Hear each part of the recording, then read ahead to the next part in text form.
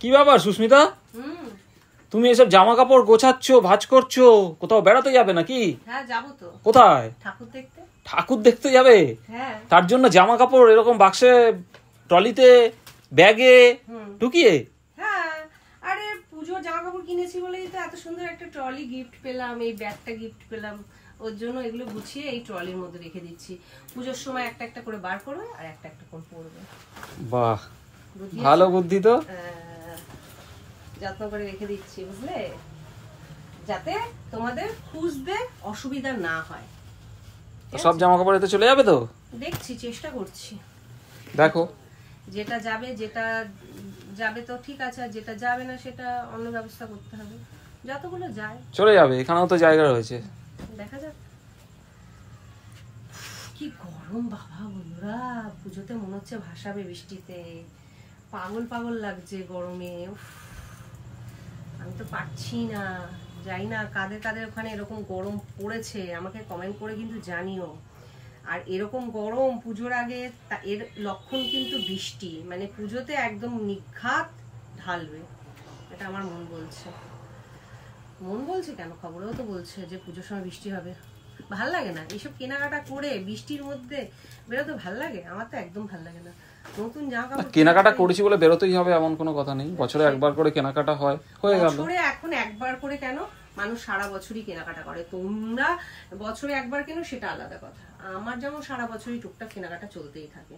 তা তোমরা সকল বন্ধুই জানো তোমরা বড়লোক মানুষ। হ্যাঁ, আমি অনেকদিন আগে থেকে তোমরা বড়লোক মানুষ। মেয়েদের জিনিসপত্র একটু আগেই কিনতে হয়, কারণ এই দেখো ব্লাউজ বানানোর থাকে, শাড়ি ফলস পিকো থাকে। এই মুখে এসে কিনলে কে আমাকে ফলস পিকো করে দেবে আর ব্লাউজ করে দেবে, মোনালিসা করে দেবে। হ্যাঁ, মুখের উপর ছুঁড়ে মারবে, মোনালিসা করে দেবে। মোনালিসা করে দেয়, সেটা মাত্র শুধুমাত্র আমাকে ভালোবাসে তাই, মুখে কিছু বলতে পারে না তাই। না হলে ও মনে মনে রাগ হয়, বৌদি দূর, শেষ মুহূর্তে এসে আমাকে বানাতে দিল, একটু আগে আগে দিলে কি হয়, এরকম মনে মনে তো ভাবে। সত্যিই তো তাই। পুজোর আগে যদি সবাই একদম এক ঝাঁক গিয়ে যদি বলি যে বানিয়ে দাও, ওর তো দুটো হাত, 10টা হাত তো আর নয়, ওরও তো অসুবিধা হয়, তাই না? তা যাই হোক, আমার তো মানে এগুলো গোছাতে হবে। রূপকবাবু বললো আমায় হেল্প করে দেবে, দেখো খুব হেল্প করছে। একটা হেল্প তো করছি, তোমার পিছনে ক্যামেরা ধরে দিচ্ছি, আমি ক্যামেরাম্যান। ওকে, ক্যামেরাম্যানই থাকো। ক্যামেরাম্যান তুমি আমার পিএ, ক্যামেরাম্যান, সবকিছু। যেরকম স্পাইডারম্যান আছে, আয়রন ম্যান আছে, সেরকম আমি ক্যামেরাম্যান। খুব ভালো। ক্যামেরাম্যানের কাজটাই বা কজন করতে পারে যত্ন নিয়ে, তুমি না সেই কাজটাই করলে, অসুবিধা কি আছে? Thank you. কেউ তো এরকম ভাবে বলে না। তাই তো খুশি হলাম। আমি বলি বুঝেছো? ঠিক আছে, রাত্রিরে খাওয়া দাওয়ার ব্যবস্থা করতে হবে তো। দেখো প্রেসারের উপর প্রেসার। এটা প্রেশার না, আচ্ছা, এটা জাস্ট রিমাইন্ডার। আচ্ছা, রিমাইন্ডার তোমাকে দিতে হবে না, আমার মাথায় আছে।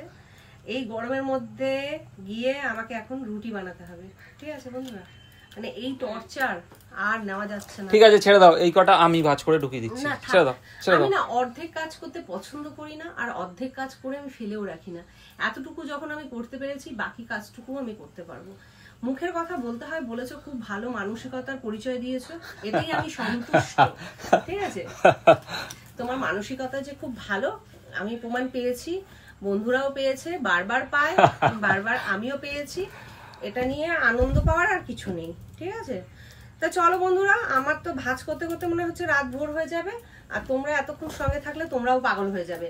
আর অলরেডি আমি গরমে পুরো সেদ্ধ, মানে আজকে বিভৎস গরম, বিভৎস, মানে পারা যাচ্ছে না, জাস্ট পারা যাচ্ছে না।